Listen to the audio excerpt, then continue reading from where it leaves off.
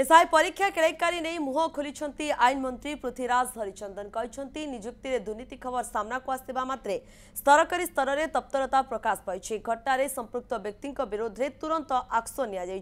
घटना में संपृक्त अभियुक्तों को गिरफ्त कर तदंत सरकार कौन त्रुटि करना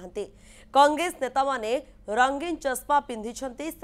ठीक से देखा जाऊनी बोली आईन मंत्री आक्षेप कर मंत्री कहते जे संपृक्त अभियुक्तों को कौन मते छड़ा जीव ना एक कथार आश्वासना सरकार ओडिशावासी को देउछंती।